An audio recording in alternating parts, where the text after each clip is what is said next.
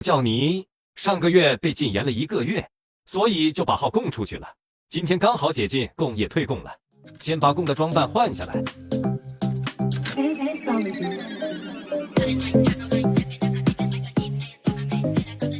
我记得我没有这个好友，应该是供的好友他忘记拉黑了。他打了很久的字。什么？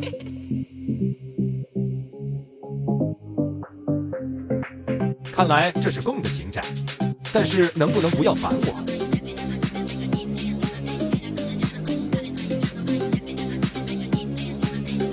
谁？供也叫你？他不是叫飞吗？这什么情况？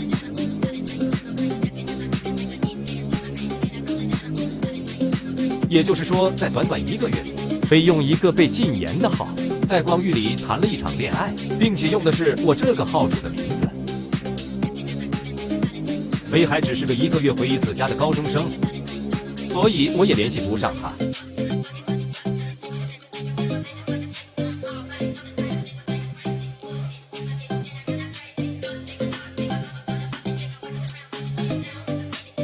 有种光遇祖传的诡异预感。飞不会全都没拉黑吧？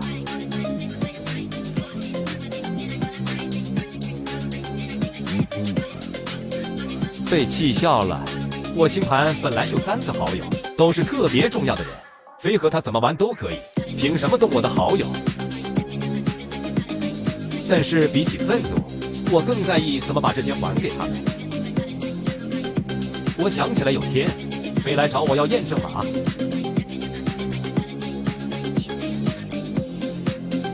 原来是把号给他女朋友登了。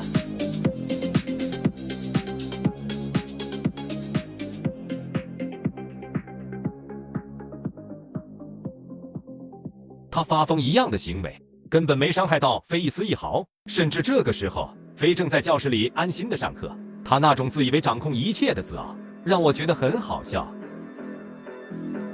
他又开始漫长的打字。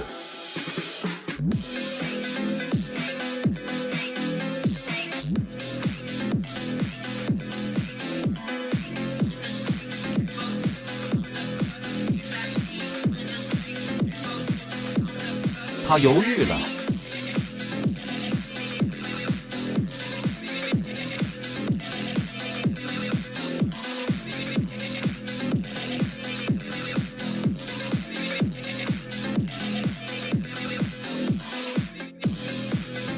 看吧，不是我不想拉黑摆脱他，而是除了扮演他的男朋友，我别无他法。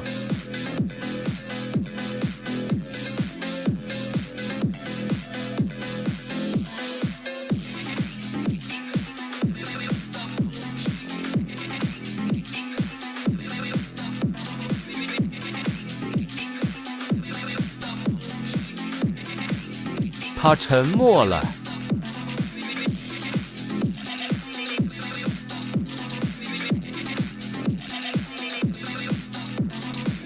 他又沉默了。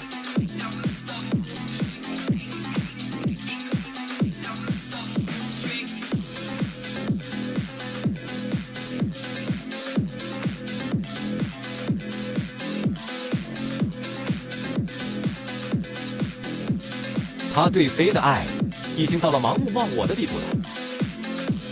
先把声音关了。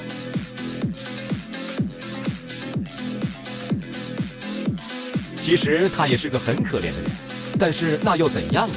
就像我之前说的，不管我怎么对他，都是他自己造成的，和我有什么关系呢？又一个萌萌宝宝上线了。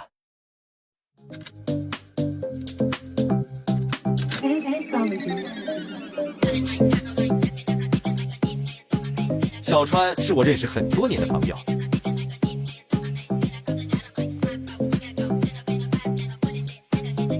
难道他认识小川？